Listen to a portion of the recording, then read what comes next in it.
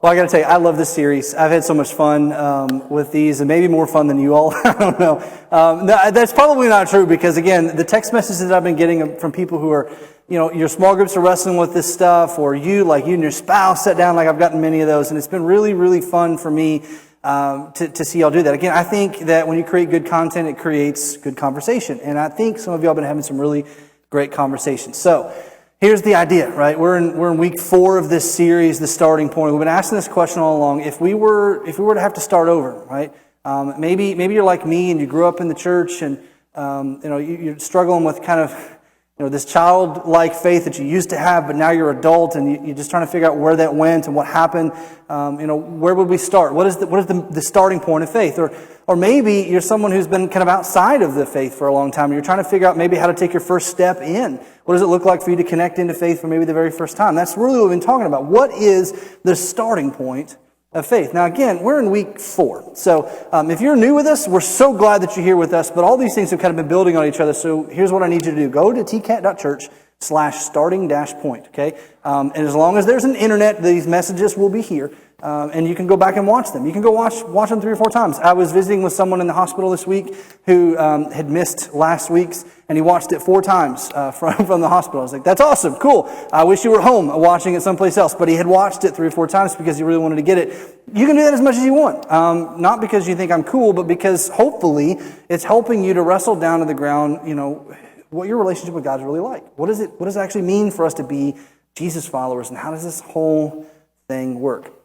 Now, today, we're going to talk through something that no matter what religion you're in, no matter where you grew up, you've encountered it, and we encounter it all the time, and it is simply this: the role of rules.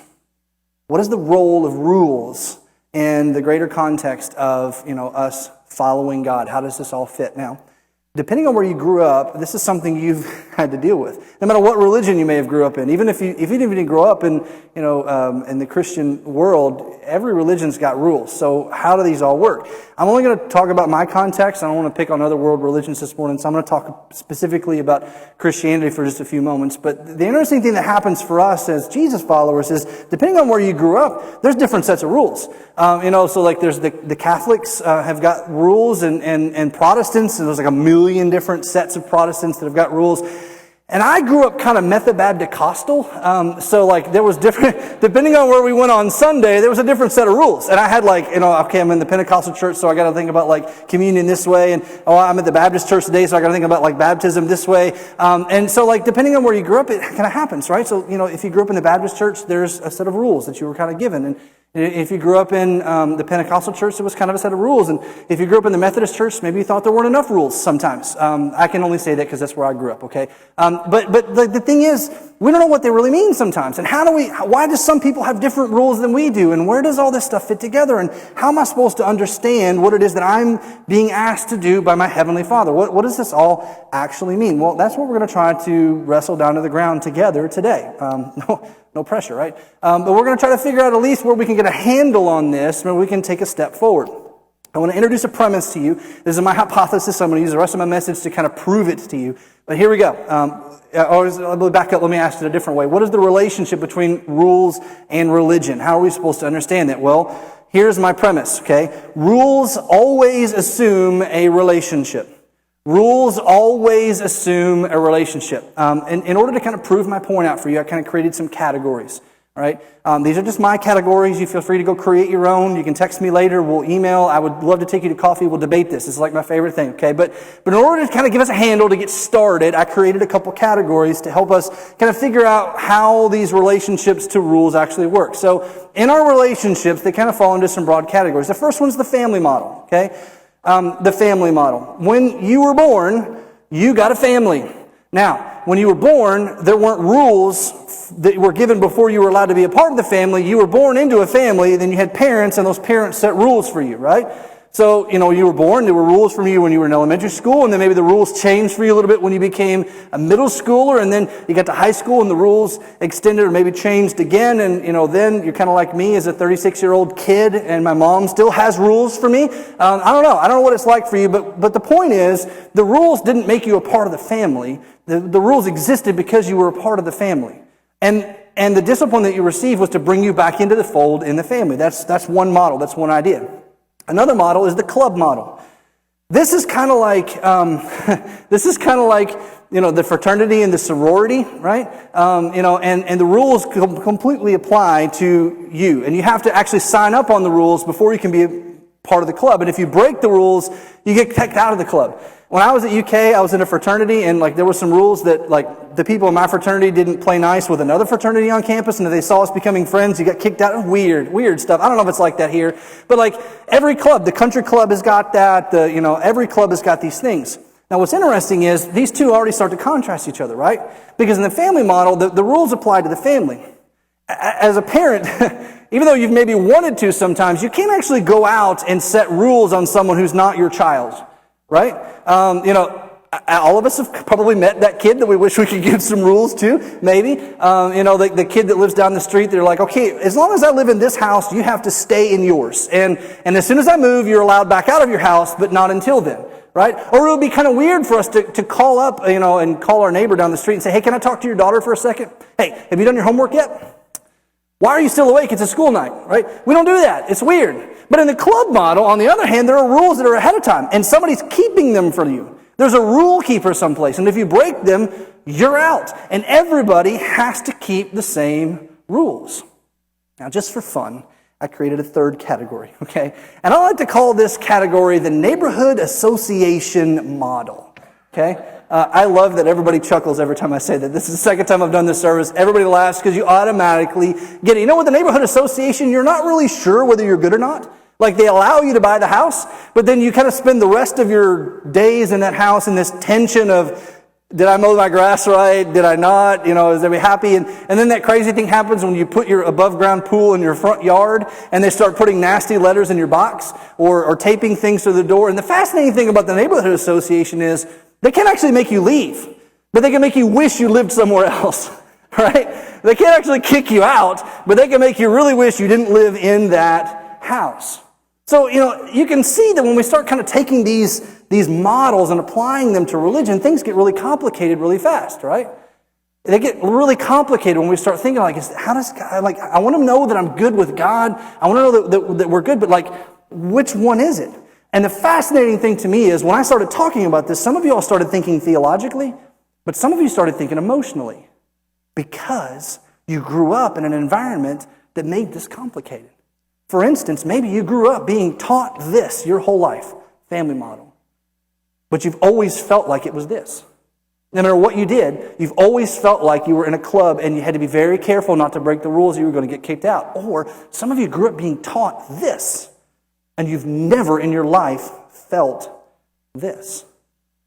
And so when someone starts talking to you about, it's a family or it's a club, and you get all these emotional feelings because it's got memories attached to it. It's got pain attached to it. And you just kind of go, I'm out. And you set it aside because you don't really know what to do. You don't know really how to figure all this stuff out.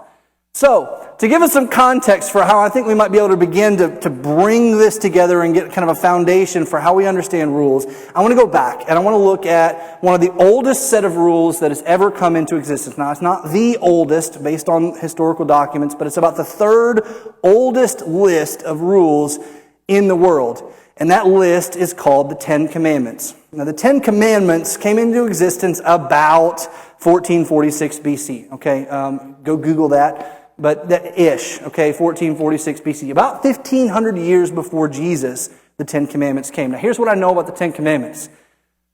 You don't know that there's 10. You know, maybe 2, right? But you may not know all 10. If I asked you to stand up, there may be a couple of us that can stand up and list all 10, but most of us know there's 2. There's something about I shouldn't kill people, and adultery is bad. And I know those 2, and maybe possibly there's something in there about being honest, but that's it, right? And you don't know that there are 10. The other thing that I know is a lot of us don't even know where they are. So if I handed you a Bible and I said, where are the 10 Commandments? You might go, well, they're in there. And I go, okay, where specifically? And you go, there, in there. They're in there. I know they're in there. So here's what I'm going to do. By the end of this service today, you are going to know exactly where the 10 Commandments are. You're going to know exactly where they came from. And maybe, just maybe, if I'm stretching my goal, you might actually know what their existence is all about. So, here's what we're going to do.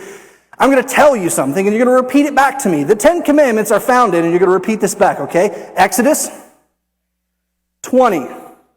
All right, Exodus 20. See, wasn't that worth getting up for this morning? I mean, you came in and you already learned something. Here we are. You've got it like pegged. You now know the 10 Commandments exist in Exodus 20. Now, the problem is you may not know why they exist yet. So we know where to find them, and we can go read the list, but you don't know where they are yet or why they're there. So let's back up a minute. I want to back way up. Last week, I introduced you to this character named Abraham. And Abraham was a really big deal. We talked about these promises that God gave to Abraham, and I put it in the context of God kind of trying to figure out where step one might be to bring redemption back into the world. So Abraham, was like God's first sliding the big piece of glass out of the way to begin to get back across our mess to get us out of the mess that we were in. And God made very specific promises to Abraham that he didn't get to see all of them come true for. So I put together a fancy chart. I'm a visual person. This may be useless to you, but for me, this helped me bring some context. So check this out. Here is kind of the lineage of Abraham. This looks similar to the one that I put together for Joseph's story a couple months ago, and they kind of tie together, story for another time. Anyway, Abraham, okay? Abraham is God's guy. And he's promised him he's going to have an heir. He's promised him he's going to create a nation. All these great things are going to happen, but they're not happening. And so one day, Abraham is getting older. And he's going, I don't want to give all my stuff to my servant. I want to actually have a blood heir. And so he's really having trouble with it. Well, his wife comes to him, Sarah, comes to him and goes, listen, I don't think I can have kids, but, my hand servant can, so... and then Ishmael comes along, okay? Ishmael is born of that servant. And then right after that, Sarah becomes pregnant with Isaac. Now, random religious history for you. In Islam, which came along around 600 years after Jesus, Ishmael is considered to be the son of promise and the son of blessing. Whereas in Christianity and Judaism, Isaac is considered to be the son of blessing or the son of promise. Now, that's just interesting because hundreds of years after Jesus, there's another group of people that are gathering together and telling the story of Abraham, grounding it in context and history. And we today, as the Christian church, and coming from Judaism, we ground Abraham in history too. So Abraham's not a fairy tale. Abraham is an actual historical person. And that's where we begin this story. Now, we're going to kind of focus on that side of the room for just a minute. So Abraham had Isaac, Isaac had Jacob, and then Jacob had 12 sons. These 12 sons were eventually becoming the 12 tribes of Israel. History you don't really care about right now. But one of them, named Joseph, was the favorite. Okay, figure that out, parents. He was the favorite child. Okay, and being the favorite child, he had certain blessings that the other kids didn't, and he had this really cool coat of colors that his brothers liked, and he wasn't allowed to give it to them, or he wouldn't. He showed it off, and so one day his brothers decide, we're just getting rid of Joseph. And so they go to kill him. They change their mind. They throw him in a pit. They change their mind from that. Then they decide to sell him off into slavery. And Joseph ends up in Egypt as a slave. Now, fast forward, because I don't have time to cover that story, Joseph becomes the prime minister of Egypt. God brings him from slavery all the way to the top. Okay? And so this famine happens, and Joseph, this son of Jacob, is now the prime minister of Egypt, and he sends out, this mass message to his family after they kind of have this kumbaya, reconciliation, great moment, and he brings them all there. He brings all the sons, he brings their wives, their kids, the whole family comes to Egypt. And it's supposed to be their happily ever after. But something interesting happens. So the Hebrews come, and their family begins to multiply like rabbits. And now there's Hebrews everywhere. And somebody goes to Pharaoh one day and says, hey, Pharaoh, dude, listen, there are so many Hebrews here that they're going to outnumber us pretty soon. You're going to have to get a handle on this. So Pharaoh enslaves Joseph's family. And for 400 years, 400 years, the Hebrew people are slaves in Egypt. They were slaves so long. They lived in slavery so long that the story about Abraham and being the people of blessing and the nation that was going to do great things, that was a fairy tale to them. It was a story that they told in whatever Sunday school was like for them when they would sit down and have religious discussions, right? And I can just envision it like one of our modern day Sunday school classes. It wasn't really like this, but just hear me out for a minute. The teacher's talking about, hey, we are the nation. We're the nation that God has chosen. We are Abraham's sons and Abraham's daughters. And then there's that kid in the back that was like me that raises his hand and go, yeah, so you're saying that God's going to bless the world through us? Yes, that's exactly right. Yeah, but we're slaves. Yeah, I know, but it doesn't matter. God has chosen us. There's this great plan. Yeah, but we're slaves. And they suddenly had this disconnect between what they've been promised, what they've been taught, and what they were experiencing. And this kind of like tension really settled in amongst all of them because they wanted to believe. They wanted to believe so bad. They wanted to have hope for their situation so bad. But they were slaves. Now, fast forward, and this guy named Moses, after 400 years, shows up. And he says that God has sent him to be the redeemer and the deliverer for his people, that God had not forgotten his people in Egypt, that he'd not forgotten that he'd heard their cries, and he was here for them. And so Moses shows up, and he goes to Pharaoh, and he says that famous statement. What is it? Yeah, let my people go. You gotta get great Charlton Heston voices. It's awesome. And then Pharaoh says what? No, exactly. He says no. No way. And then nature goes bonkers, right? There's like gnats and there's frogs raining from the sky and the water system gets poisoned and polluted and, the economy is wrecked and there's dead livestock and it's just chaos and craziness and like nature just goes upside down. And eventually Pharaoh allows Moses to lead the people out of town. So Moses leads the people out of town. They go across the Red Sea and about 3 weeks after leaving Egypt, they show up at Mount Sinai. And Mount Sinai was the place where that was like God's mountain, okay? So there's this kind of civic organization of slaves who've been now getting freedom. They don't really know who they're supposed to be. They don't really know, they're following this pillar of fire and it's kind of cool, but they don't really know what that means. And so they get out and they're supposed to get to Mount Sinai and God's going to explain things.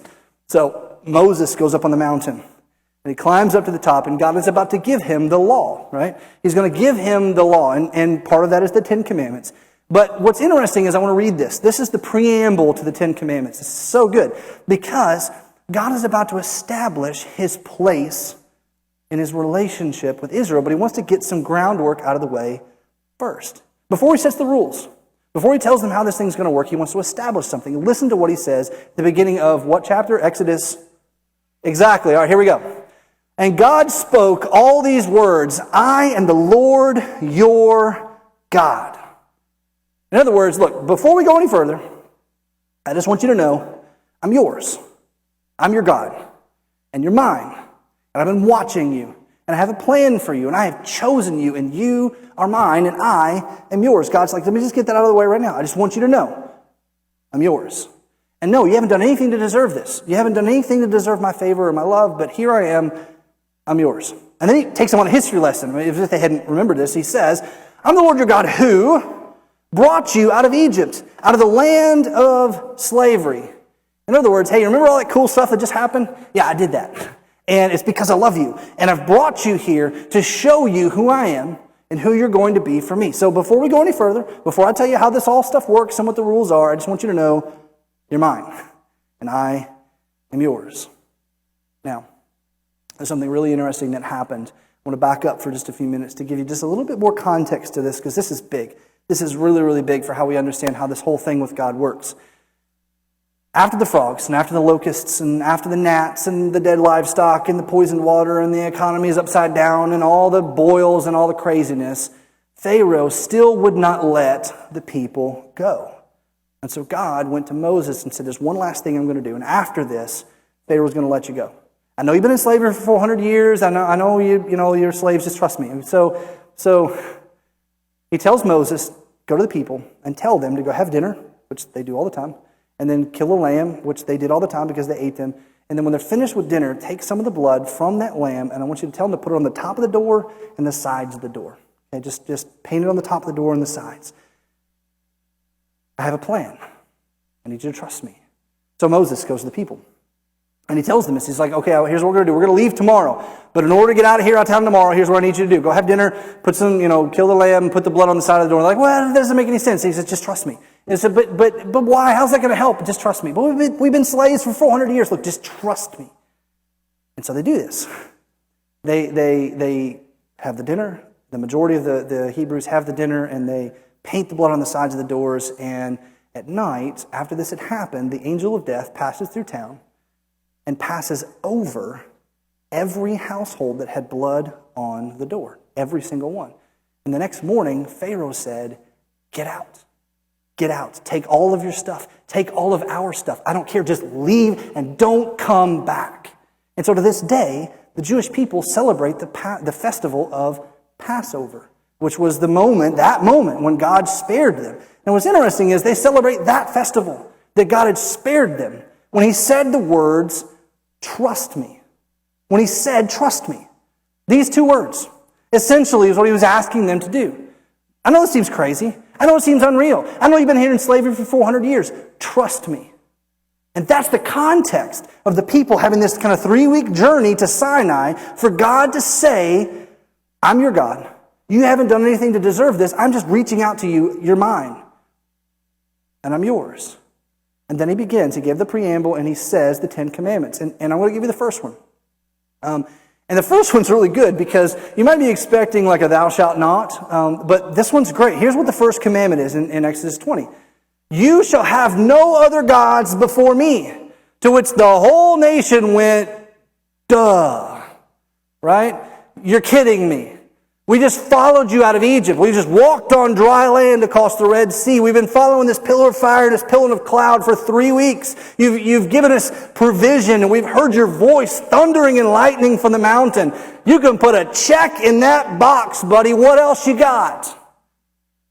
Of course, there is no other God but you. So here's what I find interesting. See, I think the 10 Commandments were confirmation of, not a condition of, Israel's relationship with God. They were a confirmation of, not a condition of, Israel's relationship with God. God was saying, you're mine. Here's how this is going to work. Not, if you want to be mine, here's what you should do. And there's a huge difference. If this is true, this is staggering. In other words, with God, relationship precedes the rules. He's reaching out to you and to me and to everyone else to establish relationship and then tell you how that's going to work. Not to clean yourself up before you come to the table. Not to fix things before you get in good standing with him. But to come and establish a relationship that he will then go to work in. That's staggering. In other words, God opts for the family model over the club model. And over the neighborhood association model, for that matter. So let's kind of put all this together for a minute. Now, I'm not done, but let's just kind of sum this up together. The role of rules, if we're going to define it, looks like this. The rules are confirmation of, not a condition of, a relationship with God. Now, there's proof for this. I'm going to lay this out for you just a minute ago. So if you read the Old Testament, and I'm a huge Old Testament fan, I love to study the Old Testament. I love the Gospels too. I'm not saying I don't read the Gospels, but I love the Old Testament because it gives this great story of God trying to reach out to his people and get them to see how things really work. So if you start in Genesis, things look really cool, and some of us have started in Genesis with tons of energy, and then you get into Exodus and starts to go downhill because you get to Leviticus and Deuteronomy and Numbers, and you're like, what is all this stuff? I feel like they just said this. Isn't this confusing? And Chronicles and Kings and, oh my gosh, what's going on? And then you get to the prophets, right?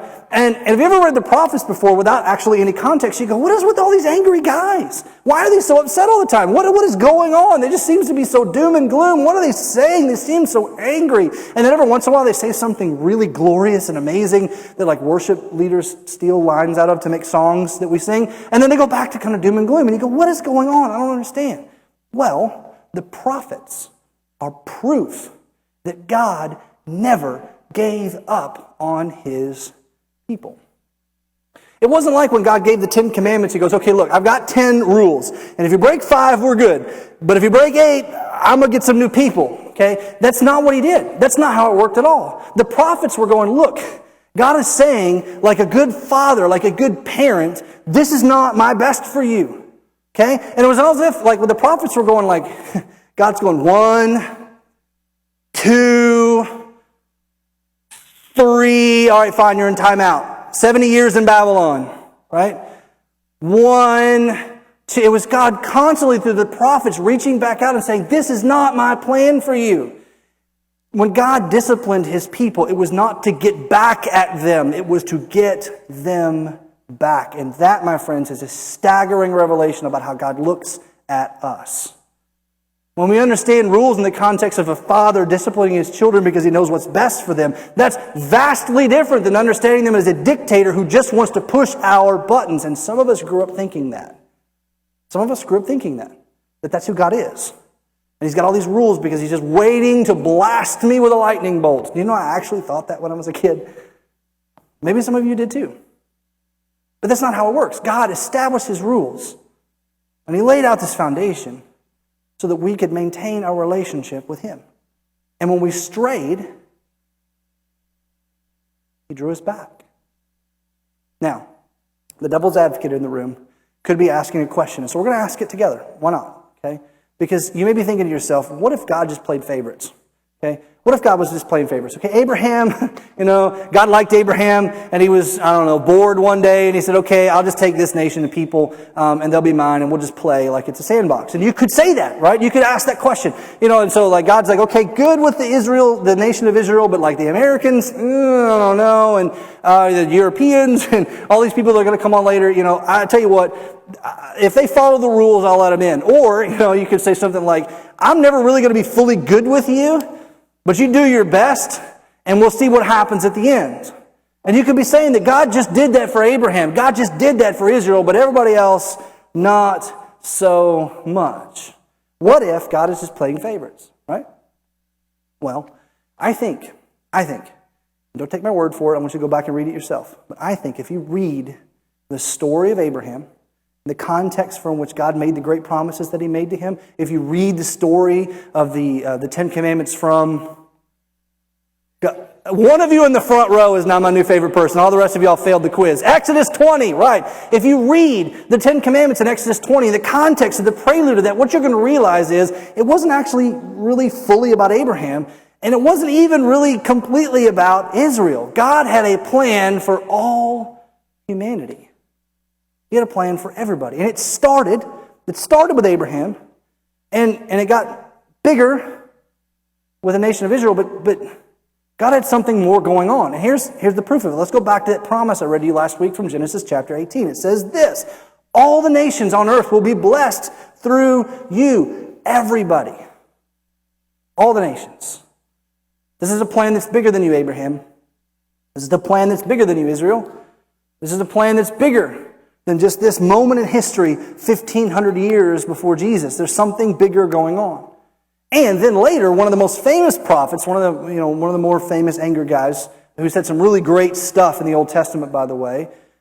In Isaiah chapter 49, we hear this. God says this through his prophet. I, being God, will also make you a light, talking about the Israelites, for the Gentiles, meaning all of us. I will make you a light for the Gentiles, for everybody else, that my salvation may reach to the ends of the earth. He's saying, I got a plan, and it involves everybody, and we're just starting here. This is where we're going to begin. So, it should not have been at all surprising that 1,500 years after the Ten Commandments, this guy named Jesus showed up.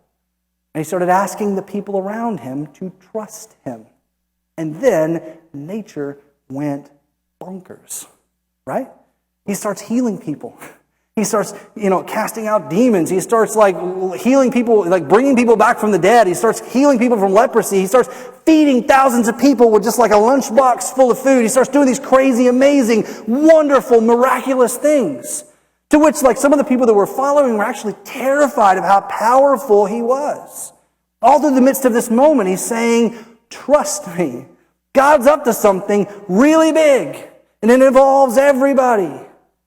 Now, if you don't believe me, here's what's really interesting. Jesus, to one of his most, his closest follower, okay? The closest follower to Jesus was the disciple John. John and Jesus were really close. In fact, at the cross, when Jesus was dying, he looked at John, and he looked at his mom, and he said, John, this is now your mom. Mom, this is now your son. He said, you take care of my mama. Okay? And for all of us Southern boys, that's a big deal, right? That's what Jesus said to John. That's how close that they were. So John, looking back on Jesus' life, looking back on everything that had happened in the kingdom, after the resurrection, after the crucifixion, after all the years that he traveled with him, he says this, and this is huge. This is where we're going to go and we're going to quit. Yet to all who did receive him, meaning Jesus, to those who behaved, believed, to those who believed in his name, he gave the right to become neighborhood association members? Children of God. You see, God opts for the family model, not the club model. So the rules, that's obvious are there, exist to maintain a relationship, not to start one. God doesn't want you to have to clean yourself up before you come to Him. God doesn't want you to have to fix things that are broken in you that only He can fix before He can set up shop with you. See, God was up to something in Jesus by saying that there's something bigger going on in this salvation and this grace and this mercy is for everybody, and everybody gets to have a hold of it because everybody has the chance to be in the family of God. We're going to stop right there. We'll pick up right there next week. Now, every week I've given you a discussion question, and every week I've asked you to kind of wrestle with something. And so here's the discussion question for this week that will lead into like what's so big. Next week is so big, I can't wait. It will lead into this. Here it is. Growing up, did you feel like, now this is not a theological discussion, okay? This is feel, okay? Did you feel like religion was based on the family model, the club model, or the neighborhood association model? What did you feel like when you were a kid, when you were growing up? Or maybe even just a few years ago. Maybe before you walked through the door today. What were you convinced your relationship with God was based on? Maybe, what do you think now? I'd like to pray for you as you wrestle with that, and then we'll close out our time. Would you bow your heads with me? Heavenly Father, it's such an amazing thing for us to even think that you, the creator of the universe, who made everything, would even want to have a relationship with us. But not only do you want a relationship with us, you've done all the hard work. You've done all the things that have to get ready for us to come to you. You're not asking us to do anything except turn in your direction and believe.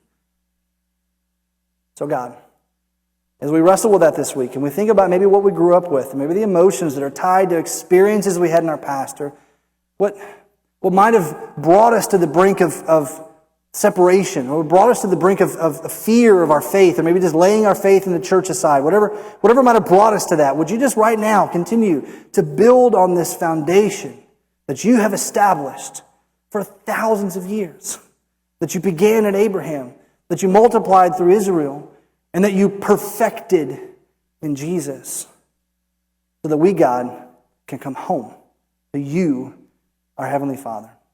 God, we love you. We ask all of this in the name of your Son, our Savior, and our Lord, Jesus Christ. Amen.